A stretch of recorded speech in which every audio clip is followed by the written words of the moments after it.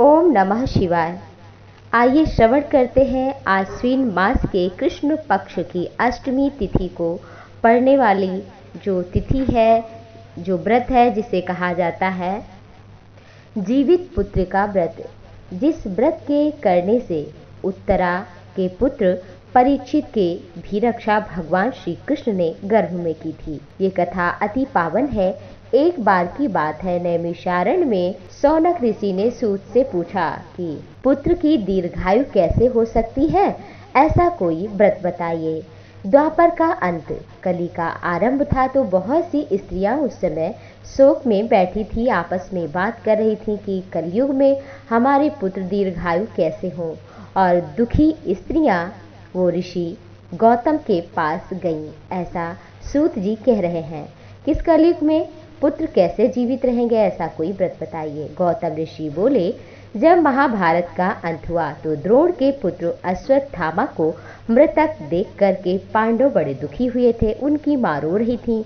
द्रौपदी भी अपने पुत्र के मृत्यु से बहुत दुखी थी। धौम्य के पास गईं। धौम्य से पूछा कि सतयुग में सत्यवचन, समदर्शी, सत्कर्म करने वाला कोई ऐसा हमें व्रत बताइए जिसको करने से पुत्र की आयु बढ़ जाए। धौम्य ऋषि ने कहा, सतयुग। राजा था सतयुग में जिसका नाम था जीमूत वाहन। अपनी पत्नी के साथ ससुराल गया, वहीं रहने लगा। एक दिन आधी रात में एक स्त्री रो रही थी। उसकी आवाज़ सुनाई पड़ रही थी। वो कह रही थी, हाय हाय मैं मारी गई, मैं जीवित हूँ, मेरा पुत्र मर गया। ऐसे रो रही थी, जिसको सुनकर जीमूत वाहन बड़े ही दुखी हुए और बूढ़ी स्त्री जो रो रही थी उसके पास गए और बोले, माँ आप क्यों रो रही हो, क्या हुआ है, आपके पुत्र कैसे इस दुनिया से चला गया। बुढ़िया बोली, गरुड़ आकर के सभी को खा जाते हैं, जिसको पाते हैं उठा ले जाते हैं। इस तरह से हम लोग गांव के बहुत दुखी हैं।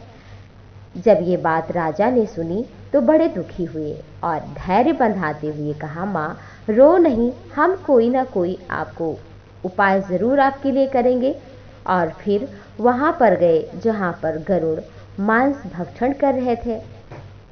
राजा जब गए तो उनके शरीर के मांस को गरुड़ खाने लगे और गरुड़ जब मांस खा रहे थे दाएं हाथ को खाने लगे, फिर उन्होंने अपना उसके बाद बाएं हाथ सामने कर दिया। गरुड़ ने कहा कि तुम साधारण पुरुष नहीं हो, तुम कौन हो, हमें बताओ। राजा ने कहा कि आप क्या करोगे जान के, आपका पेट भर जाए बस। मैं सूर्यवंशी राजा हूँ जीमूत वाहन, मेरी माता का नाम सैव्या है। गरुड़ बोले कि ऐसा परोपकारी महात्मा धन्य है, वर मांग लो। राजा ने कहा कि क्या वर मांगे, जो मैं मांगूंगा वो देंगे। बोले क्यों नहीं। राजा ने जब ये सुना तो कहा कि जिनको खाया है उनको जीवित कर दीजिए और ये भी वचन दीजिए कि अब आज के बाद आप किसी को नहीं खाएंगे। फिर वचन देकर के गरुड़ नागलोक में गए।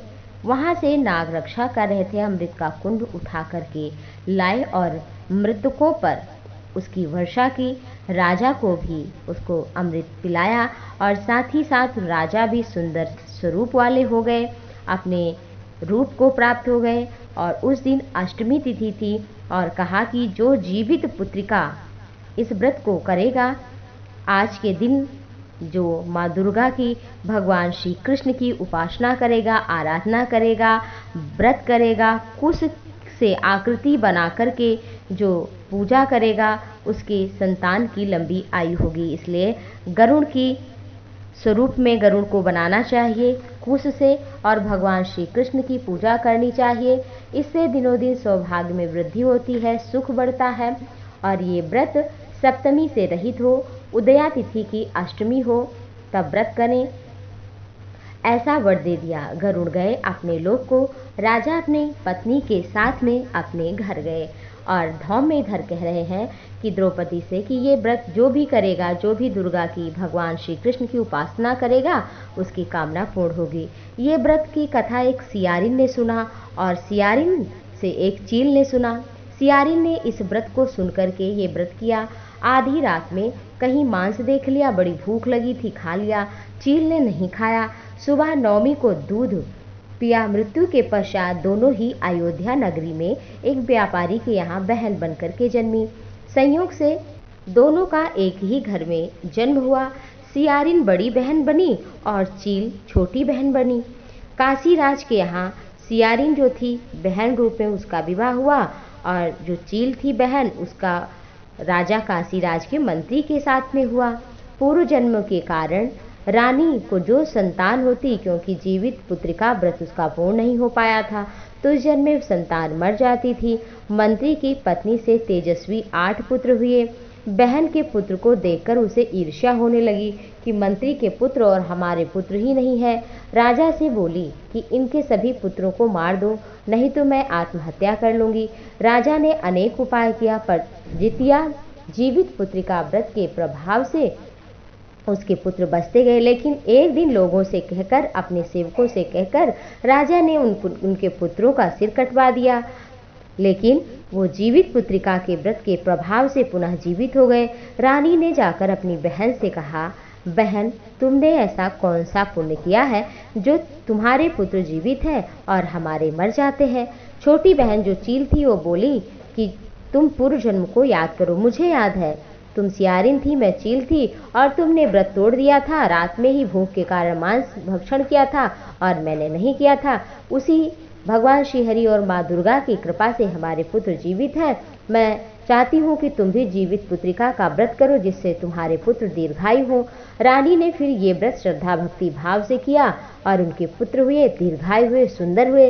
इस तरह से जो भी ये व्रत करता है उसकी कामना पूर्ण होती है, उसके पुत्रों की आयु दीर्घ होती है और माँ उस पर कृपा करती हैं। इस व्रत को सुभद्रा की बहू उत्तरा ने किया था और इसी के प्रभाव से परीक्षित की रक्षा गर्भ में भगवान श्री कृष्ण ने किया था। आप सभी भी इस व्रत को करें। हरिओम।